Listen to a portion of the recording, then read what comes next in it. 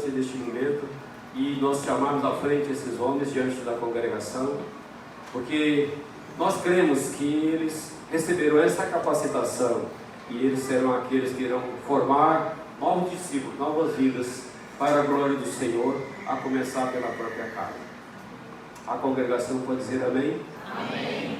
Glória a Deus. Quero apresentar duas pessoas muito desconhecidas essa noite aqui. Chamei ele aí, por favor.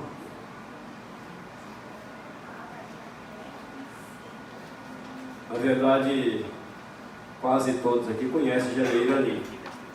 Mas nós temos visitantes nessa noite, então eu vou fazer uma apresentação de verdade. Hoje de manhã o Cabral pediu para, aliás ontem, para fazer a apresentação deles, mas era todo mundo conhecido, eu não apresentei nada. Mas, para aqueles que não conhecem, Janeiro ali são pais espirituais nossos. Temos uma história juntos. Temos um memorial diante do Senhor. De pelo menos 28 anos e um pouquinho mais. Amém. Ele quase não tinha cabelo branco, nem eu. Mas hoje a gente já tem bastante. Mas o que eu posso dizer é que eu os vejo continuando crescendo. E aquela palavra do salmista diz que na velhice dará ainda frutas. Eu já estou bem envelhecido. O Janeiro também já ganhou seus cabelos brancos. Mas eu vejo a frutificação deles ainda maior.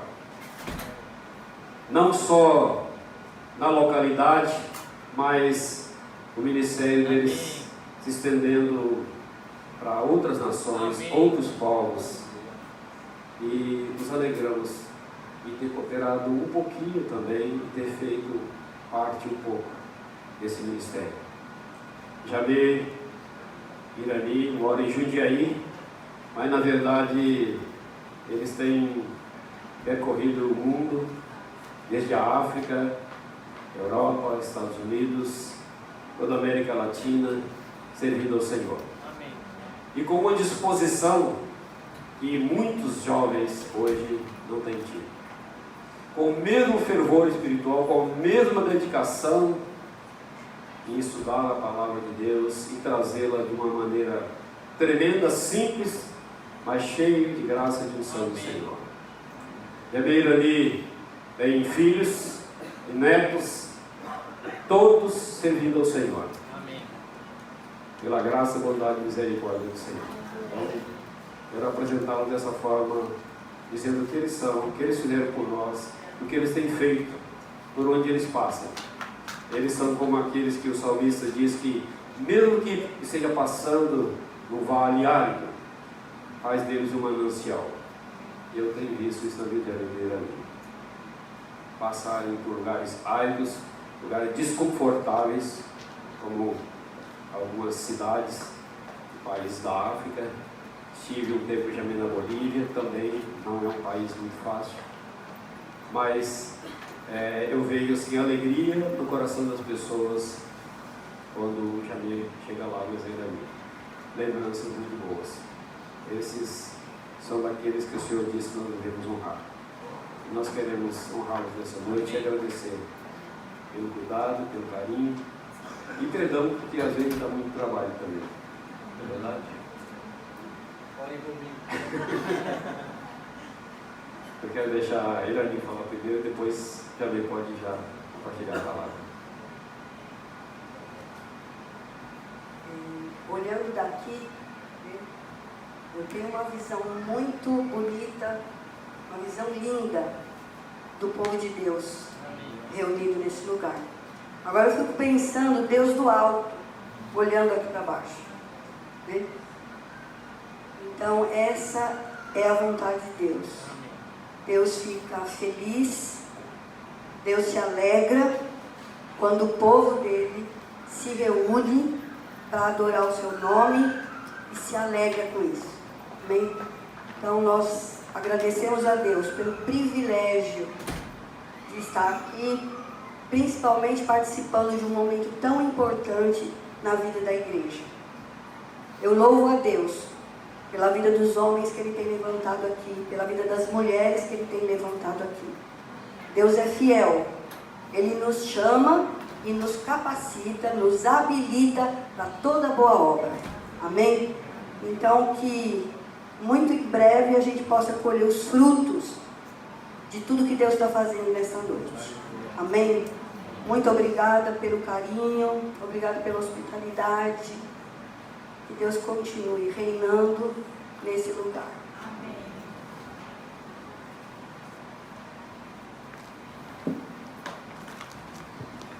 Boa noite, irmãos. Antes de mais nada, eu quero fazer o que eu fiz ontem à noite, quando eu agradeci aos irmãos pelas orações, pelas intercessões, por aquilo que foi colocado diante de Deus ao nosso favor. Os irmãos sabem que no mês de agosto e setembro eu passei por uma situação extremamente complicada. Apareceu um abscesso atrás do meu fígado. Os médicos não descobriam e foram 16 dias de hospital e mais 21 dias visitando o hospital toda manhã para receber ali um antibiótico por um catéter. Mas foi um tempo assim também de muita visitação de Deus. Eu louvo ao Senhor, foi um tempo do Senhor. Quando a médica anunciou que eu ia ficar internado, que eu não ia voltar para casa, eu tive dois sentimentos. Um sentimento de tristeza, de chateação, porque ninguém gosta de ficar internado no hospital, não é verdade? Ninguém gosta. Mas eu sabia que Deus estava ali comigo, Deus estava com a minha família. Foram dias de revelação do Senhor, dias assim que Deus abençoou pessoas que foram ali me visitar. Eu contava ontem, está dando uma reverberaçãozinha? Eu contava ontem para os irmãos que pessoas voltaram para Jesus Cristo, foram lá no hospital me visitar e voltaram para Jesus. Pessoas reconciliaram com a gente e até agora a gente está voltando para Cristo por causa daquele tempo ali. Então eu louvo ao Senhor, agradeço muito. Eu percebi muito a igreja muito próxima da minha casa e da minha família.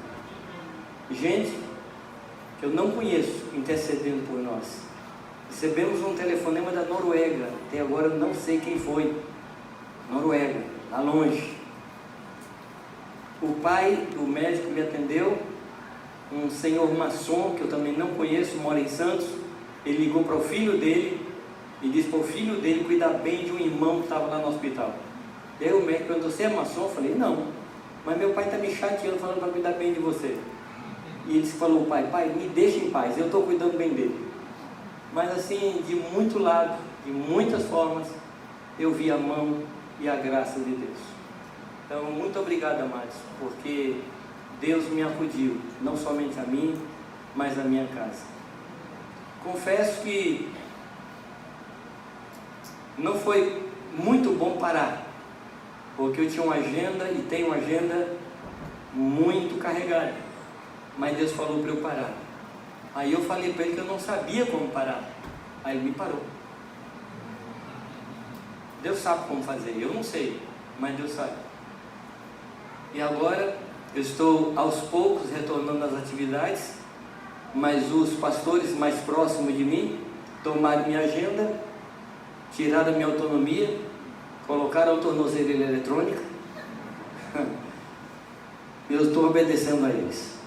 Mas isso é sinal que o tempo passou, porque quando a gente era jovem a gente ia para onde queria, mas chegou um tempo que outros te incidirão, te amarrarão e levarão você para onde você não quer e onde você deve ir.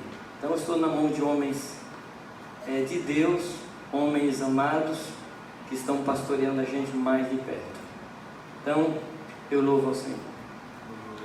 Pois bem, eu queria chamar aqui à frente os irmãos que vão receber em posição de irmãos para o diaconato, só os homens. Queria que vocês ficassem na frente assim, um minutinho aqui só, vem aqui à frente.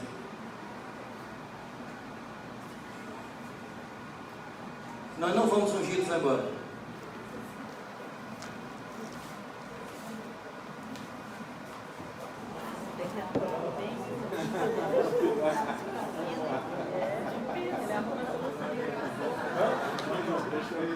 A história conta que quando as pessoas iam entrar ali na arena em Roma, iam brigar com os leões antes de serem comidos, ele chegava diante do trono de César, ali no Coliseu, e dizia: Ave César, os que vão morrer te saúdam.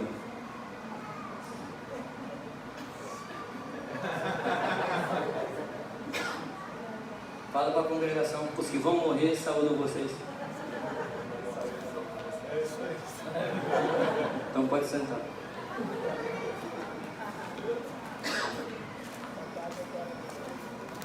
Muitos que estão aqui não entendem direito o que vai acontecer aqui. Esses homens vão receber a imposição de mãos para o diaconato. Mas o que é isso? O que é um diaconato?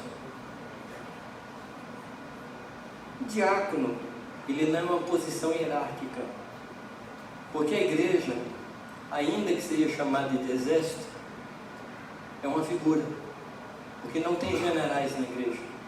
A igreja tem um general e o resto tudo é soldado raso. Só tem um general na igreja. E todos nós nos submetemos a esse general. E a função de presbítero, a função de diácono, é uma função de serviço. Aliás, a palavra diácono é uma palavra grega e veio para o português sem tradução, veio como ela é. A palavra diácono, ela significa servo. Servo, aquele que presta serviço. Dentre as traduções, são 4 ou 5 palavras que se referem a diáconos. Uma delas é a palavra doméstico. Então são irmãos que estão sendo recebidos para servir. Recebe o encargo de a maior responsabilidade, recebe o encargo de cuidar do povo de Deus, e eles têm o ministério, o trabalho de fazer com que os presbíteros se dediquem mais à oração à palavra, enquanto eles pastoreiam mais o povo. Então eles são braços do presbitério para tocar naqueles lugares e nas pessoas onde o presbitério não alcança. Mas antes de mais nada, eu quero deixar bem claro que não é um plano de carreira, não é uma posição, mas é uma função. É uma função. E qual é a função? Servir ao povo de Deus. Outra coisa que a gente precisa esclarecer, principalmente aqueles irmãos que vieram de tradições onde o diácono ele era encarado como alguém que cuidava de coisas, comprava cadeira, vendia banco, o que mais? Levava o pão para a viúva, tirava Pedro de dentro da reunião. Quem veio dessa história sabe disso. Mas eu quero lembrar vocês que a primeira ocorrência do diaconato aparece em Atos 6. E naquele tempo, amados, a igreja, ela se reunia em 2 lugares. Ela se reunia nas casas e se reunia no pátio externo do templo. Ou seja, a igreja não tinha igreja, ela era igreja. Ela não tinha um prédio, ela não tinha um lugar. Então o diácono, ele foi levantado exatamente para cuidar de pessoas. Hoje nós temos prédios, mas cuidar do prédio não é tarefa do diácono. É tarefa do administrador, tarefa de quem tem um dom de governo. Mas o diácono, ele é eminentemente um serviço espiritual, colocado para cuidar da vida da igreja. Os requisitos para o diácono e para os presbíteros são praticamente os mesmos requisitos. Se você for olhar em Tito, olhar em 1 Timóteo, que nós vamos ler, você vai perceber que há uma sutil diferença, somente um ponto. Não sei quem se lembra da diferença entre o diaconato e o presbiterato. A Líris decorou o texto. A diferença é que os presbíteros não podem ser dados ao vinho e o diácono não pode ser dado a muito vinho. Então parece que é uma graduação de quantidade de vinho, né? Eu não escrevi escrevi esse texto? Foi Paulo. Estou livre para falar sobre ele. Mas as qualificações são exatamente as mesmas. Em Atos 6, quando houve a necessidade de separar alguns homens, quais foram as qualificações requeridas? Que fosse um homem cheio do Espírito Santo, cheio de fé, cheio de sabedoria e de boa reputação. Isso por causa do serviço que eles iam fazer. Se o trabalho do diácono foi cuidar de coisas, não precisava ser cheio do Espírito Santo. Tinha que saber matemática, não ser corrupto para não comer o pão antes de levar para o povo. Só. Mais tarde você vai encontrar esses diáconos funcionando no ministério, como o próprio Filipe, servindo no ministério em Samaria. Você vê um homem como Estevão e usa toda uma extensão de um capítulo para contar a história do povo de Deus, ou seja, era um conhecedor da Escritura, com unção tremenda.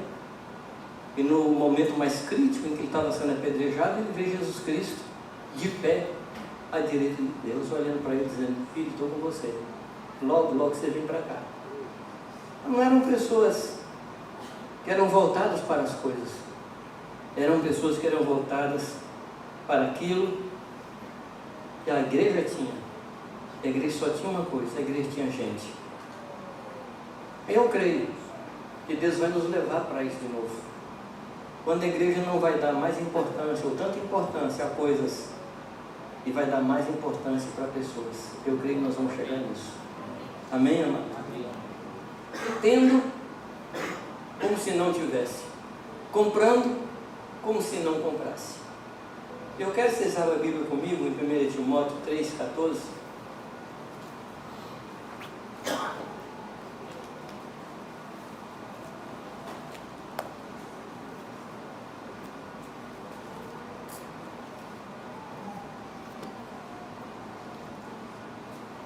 Antes dessa reunião, nós tivemos um tempo ali atrás, porque eu queria ouvir esses homens e suas esposas. Os presbíteros já conversaram com eles, já tem um tempo de conversa, mas eu não tinha conversado. Eu queria sentir como eles estão. E praticamente todos eles disseram que estavam muito assustados, com frio na barriga por desse momento.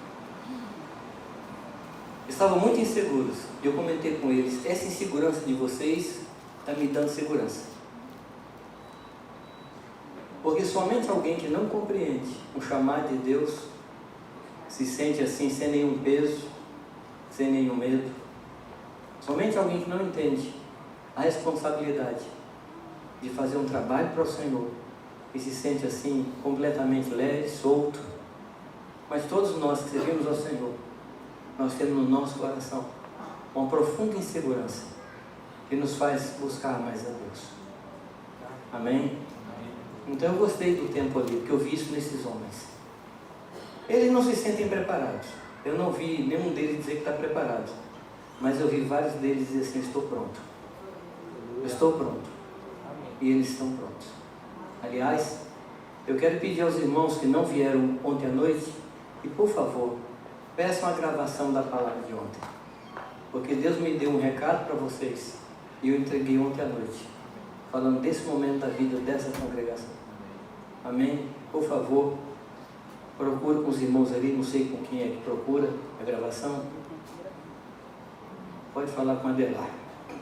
1 Timóteo 3,14 diz assim: escrevo-te estas coisas, esperando ver-te em breve, para que, se eu tardar, fiques ciente de como se deve proceder na casa de Deus, que é a igreja do Deus vivo, coluna e baluarte da verdade. Esse texto aqui é uma conclusão do que Paulo vinha falando sobre as características do presbítero e do diácono. E nesses versículos 14, inclusive até o 16, que fala especificamente do Senhor Jesus, que aconteceu com ele, mas nesse texto que eu li, ele coloca uma coisa muito interessante. Ele diz que escreve sobre presbítero e sobre diácono para que eles aprendessem como andar na casa de Deus. A palavra casa de Deus aqui está falando de onde Deus mora. E o próprio autor, que é Paulo, ele explica onde é que Deus mora. Ele fala que é a igreja. A igreja do Deus vivo, somos nós. Então ele está ensinando como é que esses homens devem se comportar. Melhor, como nós, presbíteros e diáconos, devemos nos comportar no meio do povo de Deus. Ele explica o que é a igreja.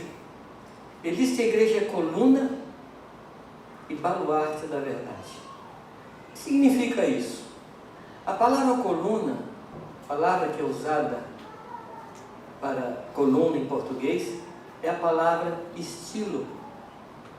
O que é a palavra estilo em português?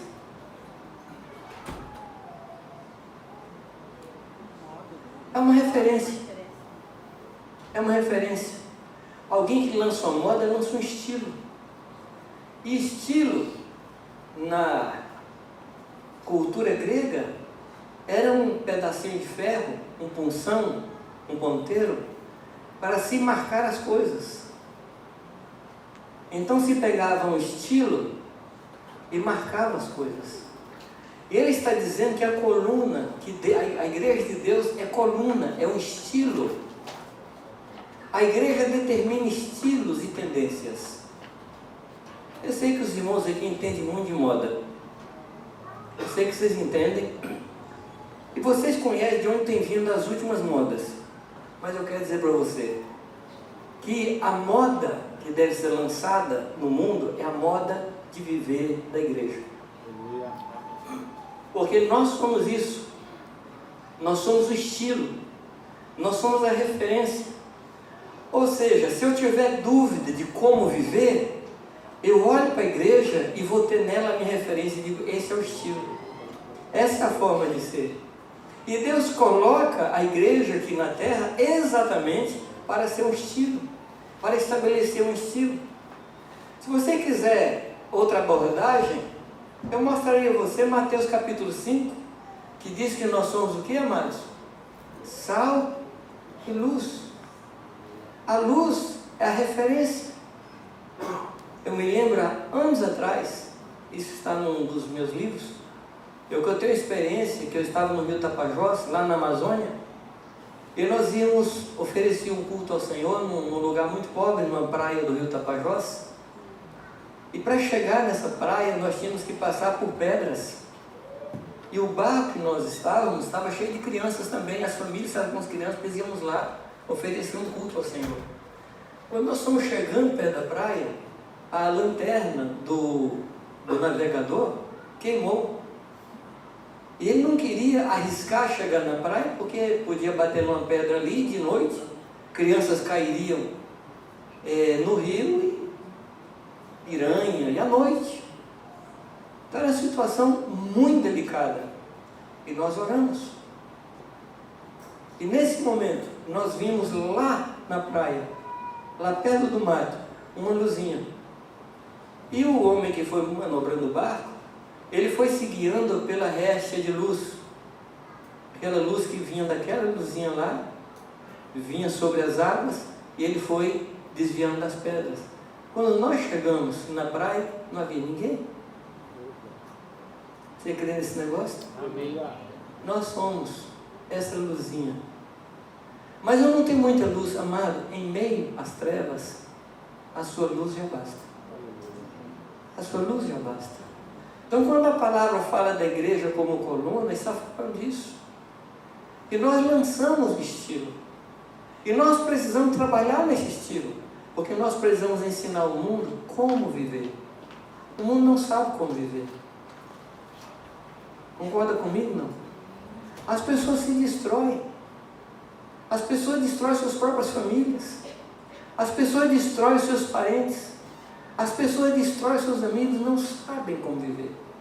Eu não estou dizendo que são maldosas. Eu não estou dizendo que são perversas que fazem isso por escolha. Nem todos são assim. Mas por não saber viver, ferem, machucam, matam. E amado Deus pôs a igreja como um padrão de vida. como estilo de vida. E nós estamos aqui para marcar a geração na qual nós vivemos. Porque a igreja é coluna. Amém? Você é um estilo de vida que Deus colocou aqui na terra. Você sabia, não? De vez em quando eu vejo na televisão as pessoas quase que idolatrando os modelos, né? Modelo de tal modista, e essa, aquela moça, aquele rapaz. Mas eu quero dizer para você que você é modelo dos fiéis. Deus é o grande estilista. Ele desenhou você e pôs aqui. A igreja de Deus é isso. Nós estamos aqui, amados, para trazer uma referência. Não porque nós sejamos melhores, mas por causa daquele que habita em nós. E quando as pessoas olham para nós e veem a vida de Jesus Cristo, elas vão dizer: ah, então é assim que se deve viver? E nós vamos dizer: é assim que se deve viver. E se você tiver realmente consciência disso, você vai dizer para as pessoas: olha, sejam meus imitadores, assim como eu sou de Cristo. Amém. Isso é estilo, amados. Isso é o estilo de Deus colocado na terra. Então, meu querido, eu não sei se você sabia, minha querida, você é o modelo que Deus colocou aqui. E as pessoas estão olhando para você. Então, seja coerente com aquilo que você é e com aquilo que você sabe. Além de coluna, a igreja é baluarte da verdade. Por que é um baluarte? O baluarte é uma fortificação que se colocava em determinados lugares para defender uma porção de terra. E, amados, a igreja é esse baluarte que Deus colocou aqui. E nós somos baluartes da verdade. Somos nós que protegemos e defendemos a verdade de Deus aqui na terra. Amém, amados? Ainda que a pessoa chegue para você e diz assim: olha, a verdade é relativa. Você já viu pessoas falar isso? Não. Quando a pessoa fala assim para mim: não existe verdade absoluta, toda verdade é relativa, eu pergunto: isso é absoluto? As verdades, amados, dos homens são relativas, mas Jesus Cristo, Ele é a verdade absoluta. E nós somos baluarte dessa verdade. E Deus nos coloca nos lugares altos. Deus nos coloca em posições chaves. Deus nos coloca no meio de famílias chaves. Você sabia que a sua família é uma família chave? Sabia não? Que a sua família toda vai se converter e vai converter muitas e muitas e muitas pessoas. Você sabia disso? Não? Mas talvez você seja o primeiro da família. Então, meu caro, a sua responsabilidade é maior. Que você tem que ensinar para todo esse povo qual é o modelo de vida de Deus. Você é o modelo que Deus colocou aqui. E você é o baluarte da verdade. A verdade está dentro de você. Você é uma posição fortificada de Deus. No exército, quando eles vão invadir um território, eles colocam pessoas no lugar e chamam cabeça de ponte. Quem se viu o exército sabe o que eu quero dizer. Então põe ali um cabeça de ponte. A partir dali, o exército invade aquela região. Amado, você é um cabeça de ponte. Deus colocou você na família que você está. Deus colocou você no trabalho que você está como um cabeça de ponte. Porque a partir de você, Deus vai transformar o lugar onde você está, o lugar onde você habita, o lugar onde você estuda, o lugar onde você vive. Você crê nisso, amados? Amém. Amados, honestamente, eu gostaria que cada um de nós saísse hoje à noite aqui com essa consciência muito clara. Eu tenho um estilo de vida ditado do céu, ditado por Deus, e eu sou defensor da verdade do Senhor. E a verdade, amados, na realidade, por outro lado, ela não precisa de defesa. Mentira precisa. A mentira ela necessita de uma estrutura para se manter de pé. A verdade não, ela se mantém. Então, quando eu falo você defender a verdade de Deus, não é no sentido de você lutar com as pessoas, discutir para mostrar que Cristo é verdadeiro. Não, a sua vida vai mostrar que Cristo é real. A sua vida. Porque contra fatos não há argumento. A transformação de sua vida. Eu morei um tempo com meu irmão em Brasília. E meu irmão ainda não é um discípulo. ainda, até hoje à tarde não é. Mas ele vai ser, a graça dele vai ser. Amém. Eu morei com eles, eles conheceram a minha vida, eles conheceram os meus pecados. Passado um tempo, depois da minha conversão, passei pela casa deles, Irani e eu, que estávamos indo para o Amazonas, e eles viram o que Deus tinha feito na minha vida. A verdade de Deus havia trabalhado em mim, transformado o meu coração, transformado o meu comportamento. E hoje, eles nos respeitam muito. Coluna, baluarte da verdade. Amém, queridos? Nós somos coluna e baluarte da Glória a verdade. Deus. E aí no versículo 16, fala do Senhor Jesus Cristo. Ele diz, evidentemente, grande é o mistério da piedade. E ele fala, e ele mostra qual é a piedade, qual é o mistério da piedade. A palavra piedade significa santidade em favor dos outros. Santidade em favor dos outros. Porque tem a santidade que é para o gasto próprio, para consumo particular. Mas piedade é quando você é santo em favor dos outros. Por exemplo, Cornélio era um homem piedoso. O que Cornélio fazia?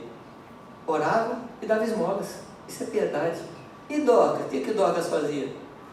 Uma mulher cheia de Deus e fazia roupa para os pobres. Isso é piedade. Piedade é a santidade em ação a serviço das pessoas. E quem foi o mais piedoso que existiu na face da terra, senão o Senhor Jesus Cristo, que trouxe a sua santidade para nós e nos salvou? Ele é o piedoso.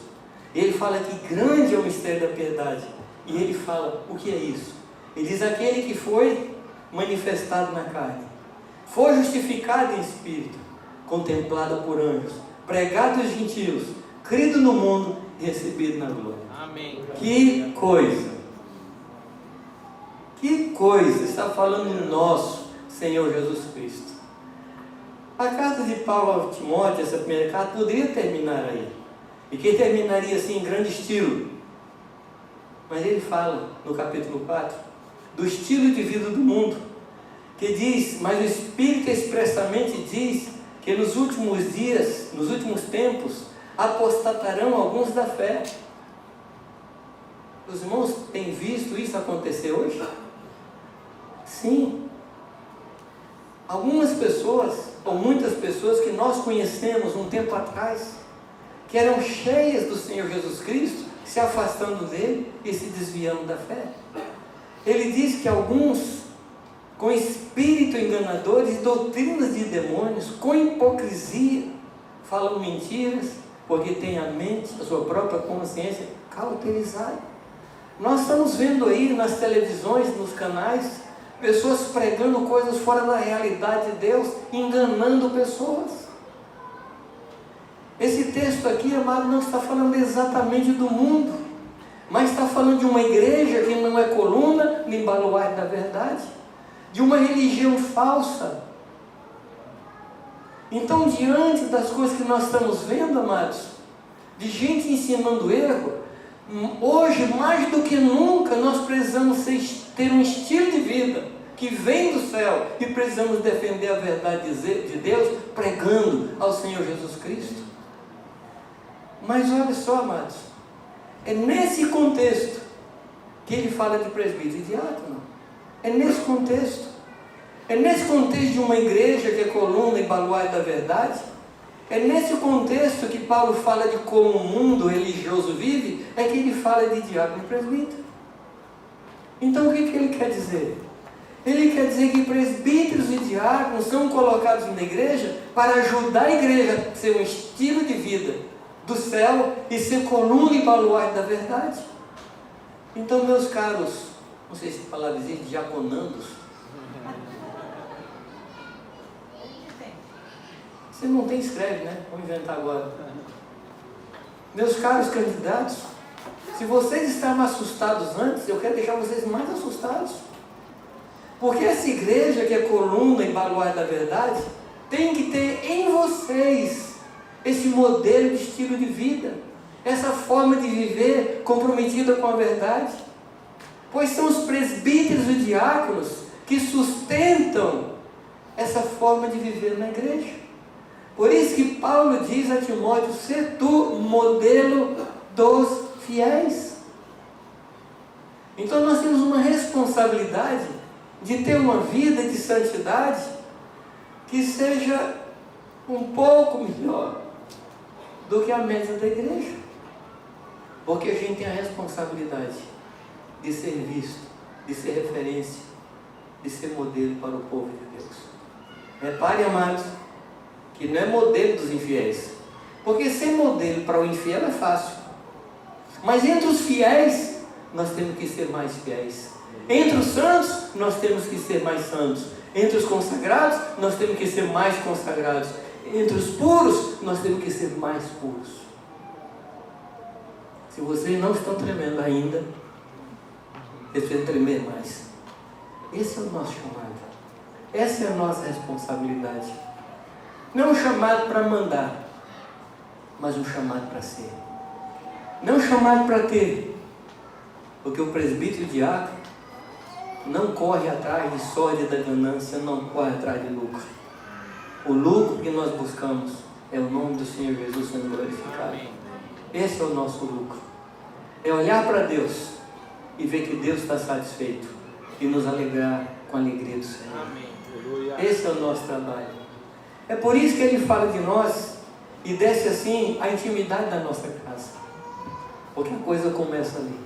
O texto que o Wallace leu diz que Abraão ia cumprir o seu papel ordenando a sua casa. A nossa vida em casa, a nossa vida na nossa família é o modelo dos fiéis. Eu tenho pensado mais e tenho compreendido que uma coisa só é sagrada enquanto ela é consagrada. É a consagração que faz a coisa sagrada. E nós temos que ser diariamente consagrados ao Senhor, dedicados a Deus, servindo ao Senhor com todo o nosso coração. Esse é o nosso chamado. Isso é o que Deus quer de nós. Amém, amados? A igreja, então, ela determina um estilo de vida. Ela determina uma forma de viver. E nós, os presbíteros, nós, os diáconos, aliás, todo presbítero tem que ser diácono, tem que ser servo. E presbítero não fica em cima, presbítero fica embaixo. Às vezes eu estou na reunião de pastores e alguns dizem assim: o exemplo tem que vir de cima. Eu percebo que na cabeça dele o pastor está em cima. Eu digo: não, mas o exemplo tem que vir de baixo, porque nós somos o povo mais embaixo da igreja eterna. Nós somos servos dos servos de Deus. Nós somos servos daqueles que servem o Senhor. Se tem uma palavra que eu gosto muito na língua grega que se refere a esse tema, é a palavra pedagogo. Eu não sei quantos aqui são pedagogos. Eu sou pedagogo. Esses homens que estão aqui são pedagogos. Pedagogo é aquele escravo que ensina os filhos do seu senhor a estudar, a ler, a aprender. Quem tem mais importância não é o escravo, são os filhos. E que vocês, irmãos, vão ser ordenados hoje, lembre-se disso. E eu lembro para mim também e eu tremo. Jesus não morreu por diáconos. Jesus não morreu por presbíteros. Jesus morreu pelas ovelhas. Amém. Mas graças a Deus a gente também é ovelha. Aleluia.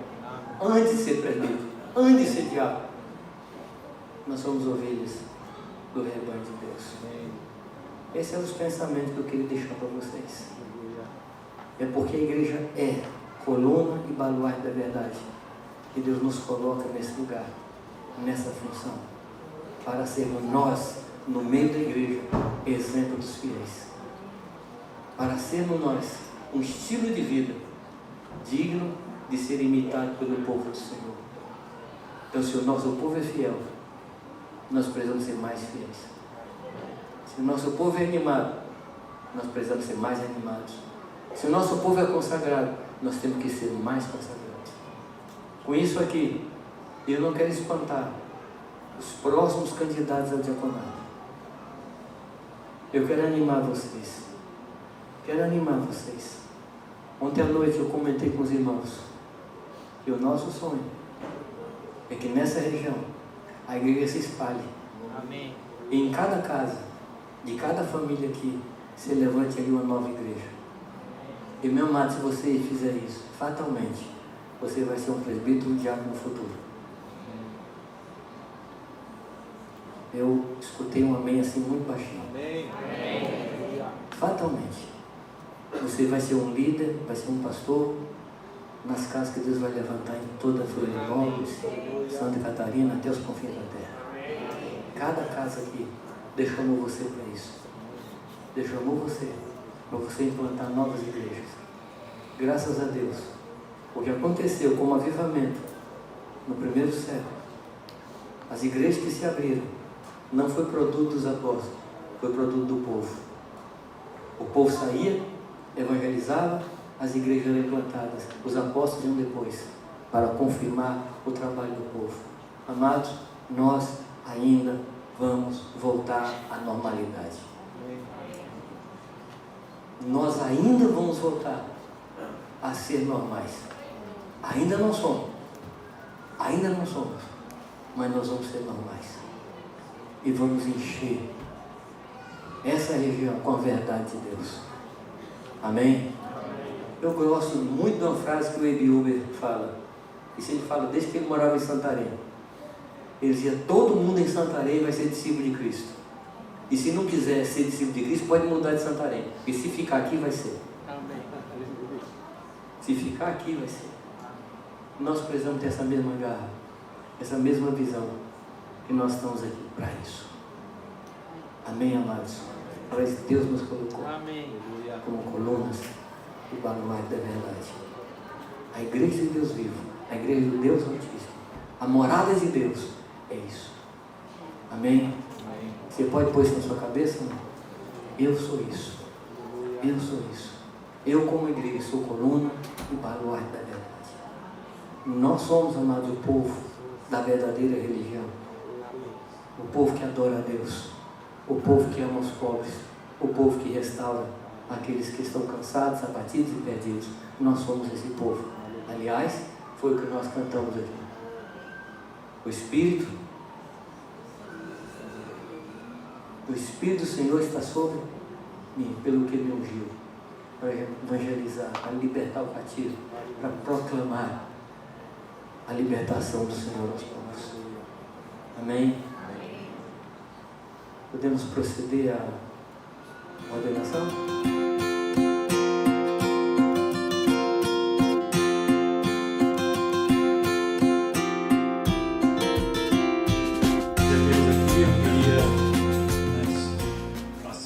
Imposição de mãos, um texto até que o Jamei comentou hoje ali atrás, Atos 6:8, fala aqui da ordenação dos diáconos em Atos, e um desses diáconos se chamava Estevão. É um homem que chama muita atenção, embora a Bíblia fale bem pouco dele. A Bíblia fala que Estevão, cheio de fé e de poder, fazia prodígios e grandes sinais entre o povo. Cheio de fé, de poder.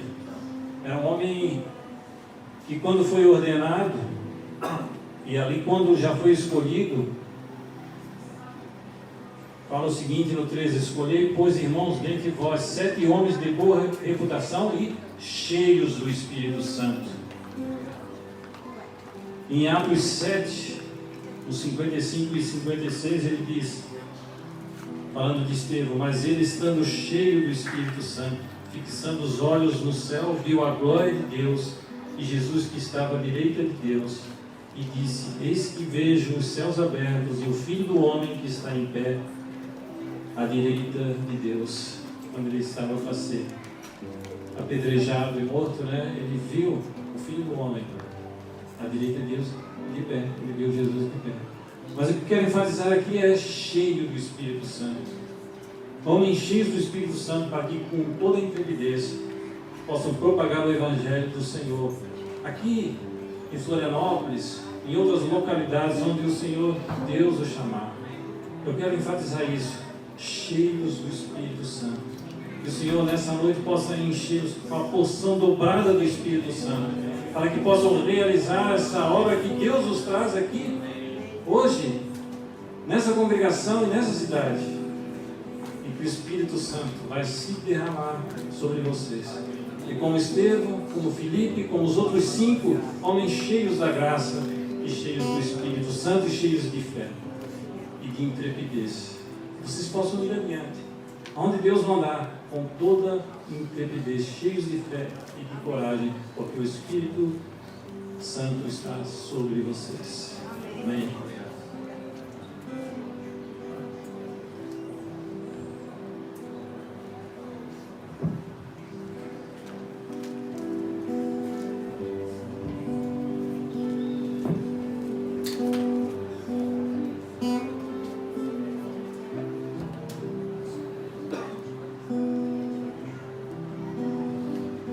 Pois é, amados.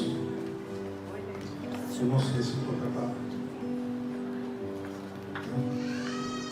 Isso a gente ouviu muito nesse tempo que nós andamos mais próximo do Márcio até agora. E cada vez que eu ouvia isso, eu transportava para a minha vida. Desde o começo. Eu tomei uma atitude de servir o Senhor. No momento seguinte, quando o Wallace me convidou para ser batizado, eu disse: eu não sei se eu estou preparado.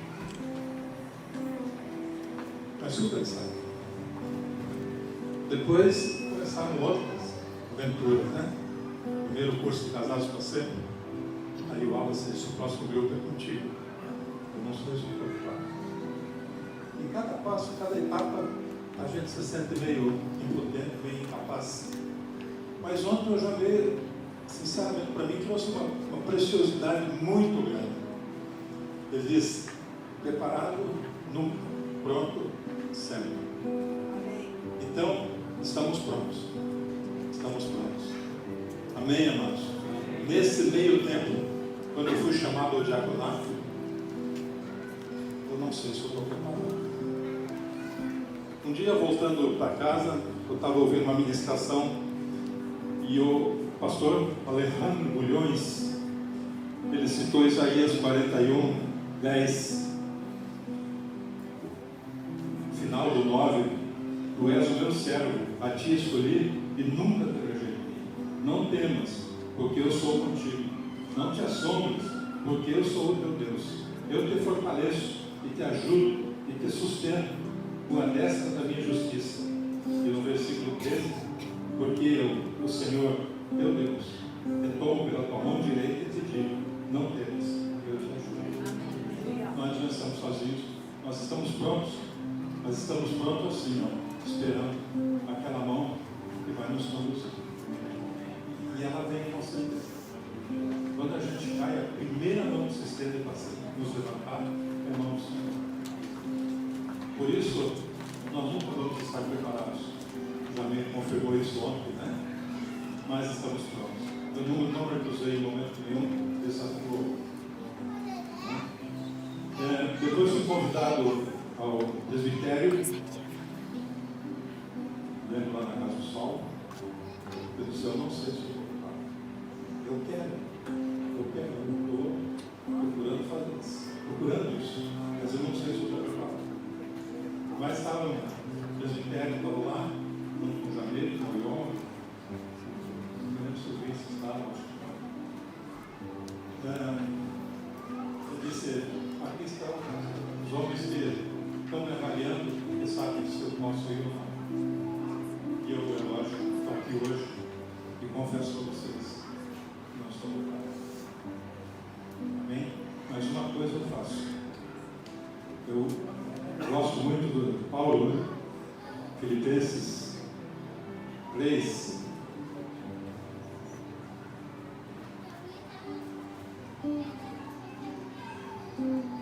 Versículos 13 e 14. Irmãos, quanto a mim, não julgo que eu haja alcançado, mas uma coisa faço, é que, esquecendo das coisas que atrás de mim ficam, e avançando a questão adiante, de mim, prossigo para o alvo pelo prêmio da soberana vocação de Deus em Cristo Jesus. Nós estamos chamados para servir ao Senhor.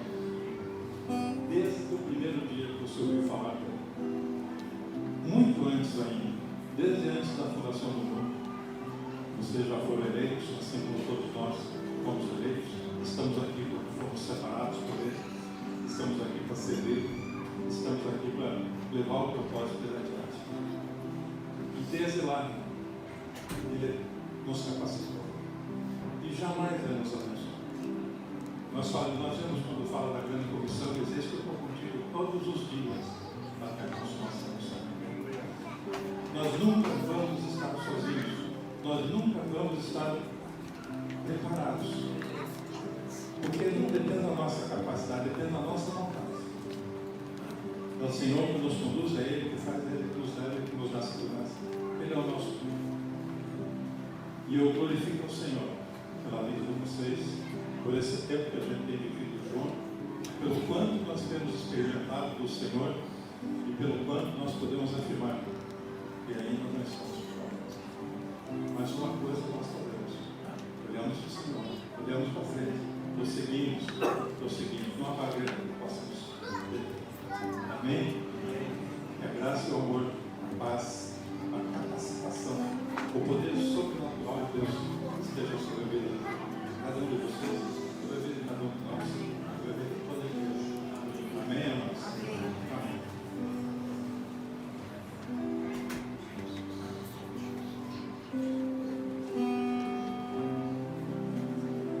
Meu queridos, uma alegria estarmos aqui. Creio que os colegas podem dizer como eu, é um sonho que nós tínhamos. Nós estamos realizando hoje esse sonho de termos homens como vocês, brilhando com a gente aqui. E desde ontem estava no meu coração palavra trazer para os irmãos aqui, que eu posso profetizar sobre a vida dos irmãos. Eu me lembrei do texto de Isaías 61, queria ler aqui, 1-7.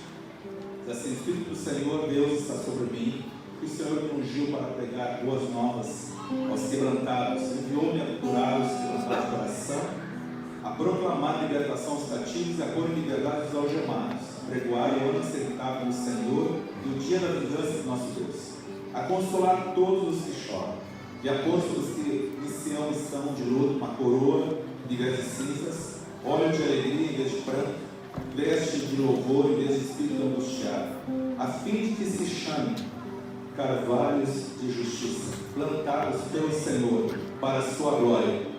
Edificarão os lugares antigamente assolados. Quero profetizar isso sobre a vida de vocês. Restaurarão os diantes destruídos e renovarão as cidades arruinadas, destruídas de geração em geração. Estranhos se apresentarão e apacentarão os vossos rebanhos, estrangeiros serão os vossos lavradores e os vossos vinhateiros, mas vós sereis chamados sacerdotes do Senhor e vos chamarão ministros do nosso Deus. Comereis as riquezas das nações na sua glória e vos gloriareis. Em lugar da vossa vergonha tereis dupla honra, em lugar da afronta exultareis na vossa herança. Por isso, na vossa terra possuireis o dobro e tereis perpétua alegria.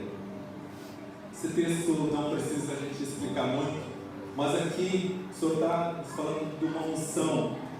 E Jesus se refere nesse texto quando ele começa a falar ao povo. E essa unção é uma capacitação especial e sobrenatural sobre a vida de vocês. Amém? E eu creio, amados, que o que essa palavra nos diz aqui é que nós devemos sair para pregar dentro dessa unção, debaixo dessa unção, pregar, curar, libertar, proclamar o ano aceitável do Senhor. E ainda no verso 2 diz assim: consolar e restaurar e participar do processo de transformação de vidas. O Senhor tem nos chamado a isso. Amém, amados? E a profecia aqui diz assim, que vai nos transformar em carvalhos de justiça. Carvalhos fala de uma árvore lá do Oriente Médio, muito alta, muito forte, que vive muitos anos, tem carvalhos de mais de 200 anos lá no Líbano. E o Senhor quer, Ele plantou, mas com qual objetivo? Para a glória dEle. Amém, amados? E alguma coisa que a gente entende aqui também, que o Senhor tem chamado vocês para serem servos e sacerdotes dele, ministros, fala de servo, e fala que Deus vai suprir para que vocês se dediquem cada vez mais a isso, amém? Quero profetizar sobre isso, sobre isso na vida de vocês, essa palavra de Isaías 61. E eu quero assim falar especificamente para Gustavo. Eu creio que o Senhor estava meditando o que eu ia trazer palavra para cada um de vocês. Eu queria trazer uma palavra específica, uma palavra profética. Nós estamos num momento profético. Eu queria te dizer, querido, que Deus vai derramar alegria e entusiasmo pelo ministério, com mais estabilidade, mais confiança nele. O Senhor te fortaleça, te mostrará tudo o que tu deve fazer na dependência dele, derramando óleo de alegria. Jorge, creio que Deus vai te dar capacidade de ensino com mais intrepidez, mais visão profética. O Senhor te dará sabedoria e humildade para aprender mais ainda, um aguçar a tua visão. Daniel, Deus vai te dar mais graça no pastoreamento, cheio do óleo, de mansidão. E quando eu falava com a tua esposa que eu tinha uma palavra para ti, eu quero dizer que Deus está restaurando a tua elasticidade. Amém? Aleluia. O Senhor está te dando mais resiliência, mais motivação para o ministério.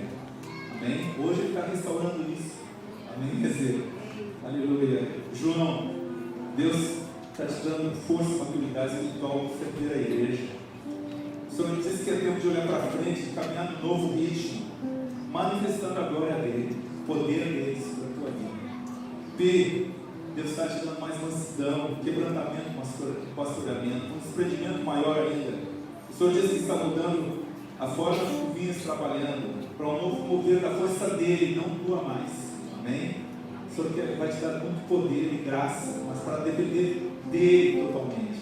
Amém, amados? Queria declarar isso para a vida de cada um de vocês. Em nome de Jesus.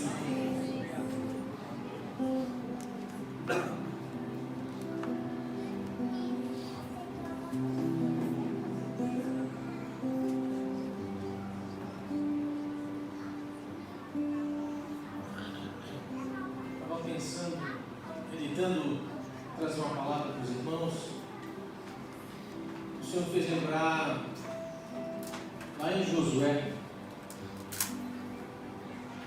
primeiro capítulo de Josué, quando Deus fala a Josué, depois de que Moisés já tinha morrido, e diz, no versículo 6, seja forte e corajoso, porque você conduzirá esse povo para herdar a terra que prometi sob juramento aos seus antepassados.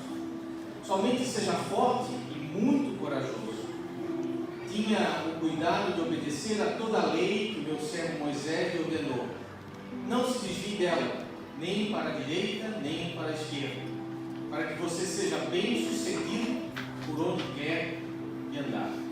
Não deixe de falar as palavras deste livro da lei e de meditar nelas de dia e de noite, para que você cumpra fielmente tudo que nele está escrito. Só então os seus caminhos prosperarão e você será bem sucedido.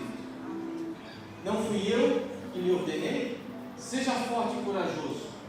Não se apavore, nem se desanime, pois o Senhor, o seu Deus, estará com você por onde você andar. Essa é a palavra que tenho para deixar para cada um. Seja forte e corajoso. Amém?